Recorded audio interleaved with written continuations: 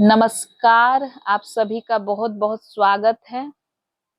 आज हम भक्ति काल की प्रमुख प्रवृत्तियों पर चर्चा करेंगे।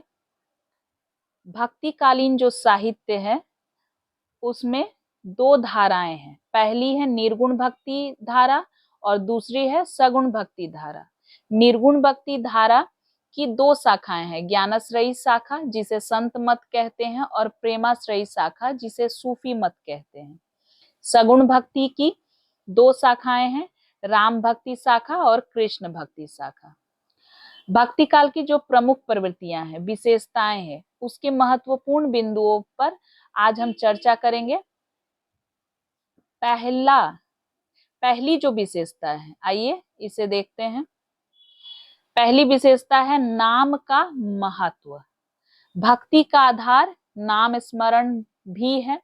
भक्ति काल के सभी कवियों ने राम नाम का गुण गाया है और उसके स्मरण पर बहुत बल दिया है।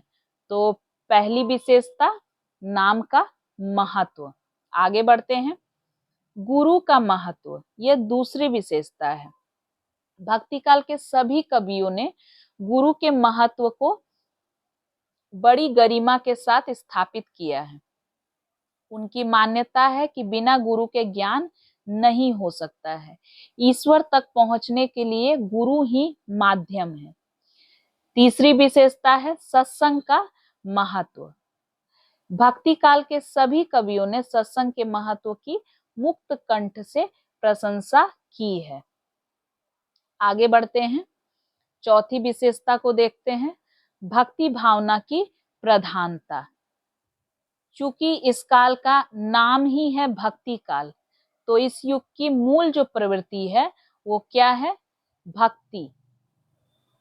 कवियों के साहित्य रचना का मूल उद्देश्य क्या था? भक्ति का प्रचार प्रसार करना था और जनता को भक्ति की प्रेरणा प्रदान करना था। तो महत्वपूर्ण विशेषता भक्ति भावना की प्रधानता।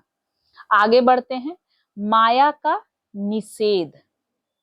माया भक्ति की साधना के मार्ग में बहुत बड़ी बाधा है। कबीर ने कहा है, माया महा ठगनी मैं जानी।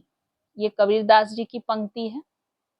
माया के निषेध की बात की गई है। यह भक्ति कालीन साहित्य की एक महत्वपूर्ण विशेषता है। आगे बढ़ते हैं, अगली जो विशेषता है ये भी भक्ति काल की महत्वपूर्ण विशेषता है। क्या है ये? स्वांत सुखाय रचना।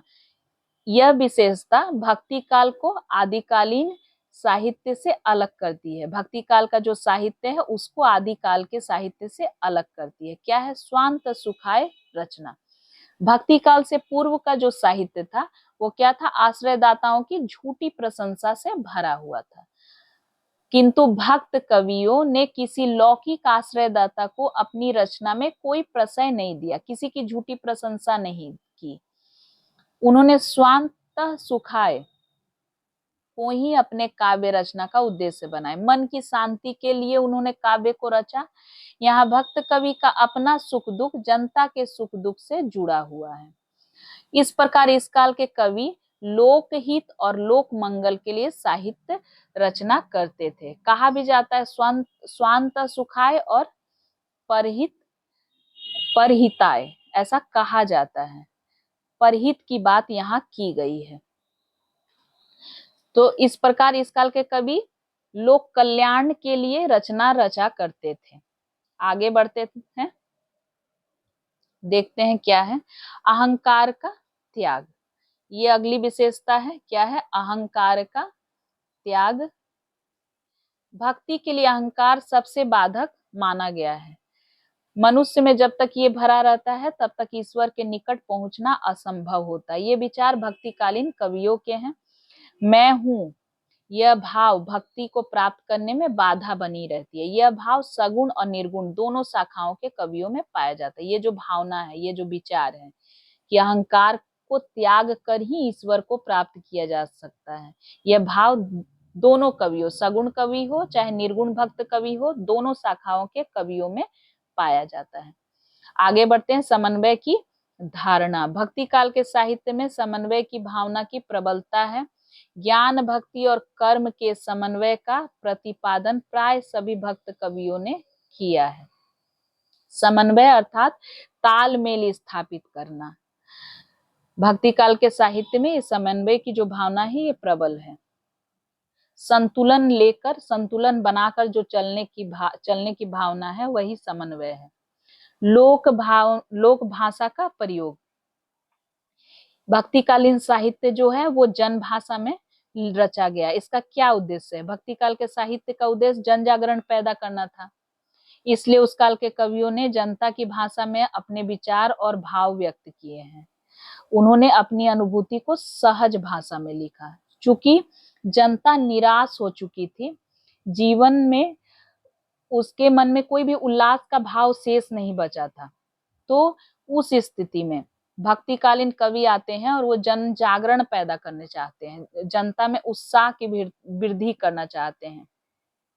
इसलिए इस काल के कवियों ने क्या किया? जनता की भाषा में ही रचना की, ताकि उनकी बोली में, उनकी भाषा में कवियों के जो विचार हैं वो जनता तक आसानी से पहुंच पाए।